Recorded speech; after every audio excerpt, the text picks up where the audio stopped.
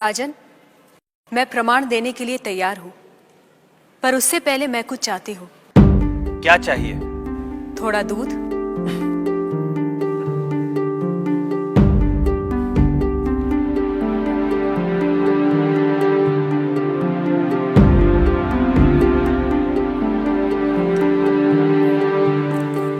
राजन, इस पात्र में आपको क्या दिखाई दे रहा है? दूध? क्या दूध के अलावा कुछ और दिखाई दे रहा है? नहीं।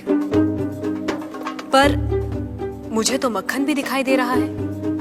क्या आपको मक्खन दिखाई दे रहा है?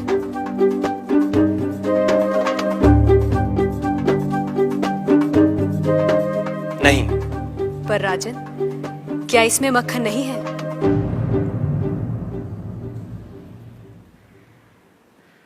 है।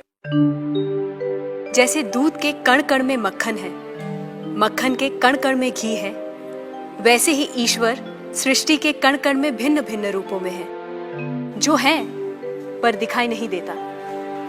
जैसे दूध से मक्खन पाने के लिए उसे मथना जरूरी है, उसी तरह वेदांत के श्रवण, वेदांत का मनन और उसके निहितार्थ पर निरंतर ध्यान के द्वारा ही ईश्वर का अनुभव किया जा सकता है। राजन, क्या आपके पहले प्रश्न का उत्तर आपको मिल गया?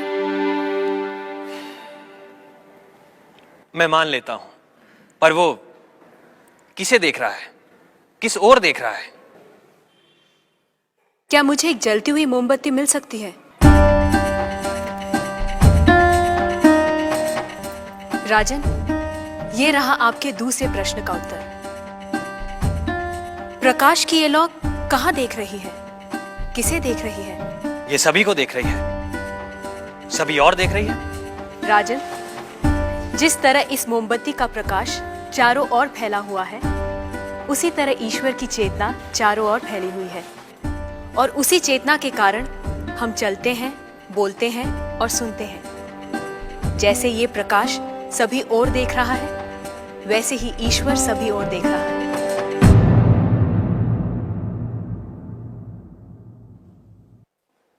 अब आपका तीसरा प्रश्न। वो इस समय क्या कर रहा है? राजन, इस समय मैं आपके प्रश्नों का उत्तर दे रही हूं, इसलिए मैं तुम्हारी गुरु हूं और तुम मेरे शिष्य। पर मैं खड़ी हूं और तुम बैठे हो। यदि अपने प्रश्न का उत्तर चाहते हो तो तुम्हें मुझे अपना आसन देना होगा।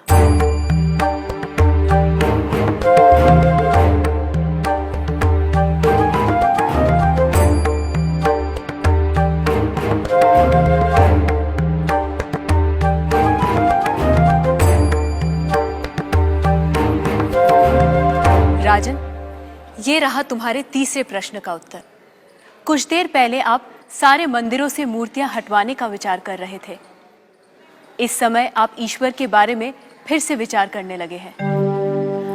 आप मेरे स्थान पर खड़े हैं और मैं आपके सिंहासन पर बैठी हूं। इधर एक राजा को सामान्य नागरिक का स्थान और एक सामान्य नागरिक को राज सिंहासन दे सकता है, ये आप देख रहे हैं।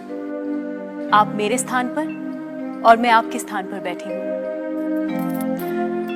ईश्वर इस समय ये करवा रहा है, उस अनंत और असीमित शक्तियों के स्वामी, जिसने ये सुंदर, अद्भुत, विस्मयकारी और महान संसार रचा है, जिसमें सूर्य, चंद्र, तारे, ग्रह, नक्षत्र अपने अपने स्थान पर स्थिर और गतिमान है, जिसके कण कण में एक व्यवस्था है। ऐसे शब्दों और ज्ञान से परे ईश्वर के लिए क्या संभव है? कहिए राजन, क्या मंदिरों से मूर्तियां हटवाई जाएं? मूर्तियां तो उस ईश्वर की प्रतीक है, उनका मूर्त रूप है। वह सर्वज्ञ, सर्वशक्तिमान, सर्वव्यापी ईश्वर सर्वत्र है। किसी ने उसको पत्थर में पाया, किसी ने पेड़ों में, किसी ने शब्दों के माध्यम से, तो किसी ने प्रार्थना करके। वही परमात्मा अनेक नाम, रूप और गुणों में व्यक्त होता है, और कोई उन्हें अरूप और निर्गुण आत्मा के रूप में जानते हैं।